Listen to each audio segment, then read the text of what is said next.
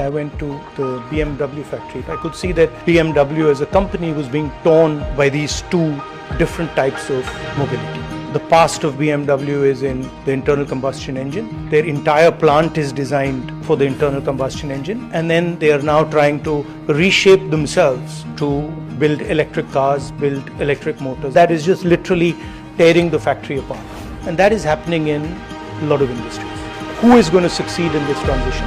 How are we going to succeed in this transition? You can actually gain a huge strategic advantage by making this transition fast. Look at what China has done in electric vehicles. Using a different form of mobility, they are now having a huge competitive advantage.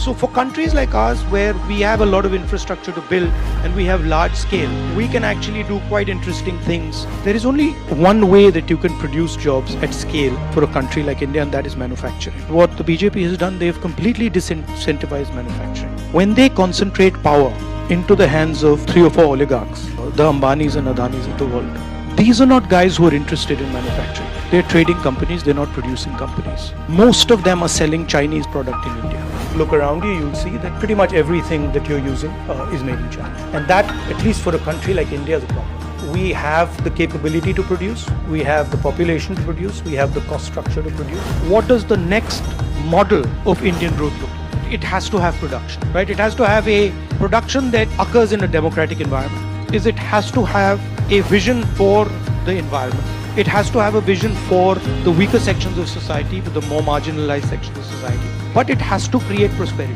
I'm not devoid of hope. I'm actually quite excited about what this thing looks like 5 years, 10 years into the future.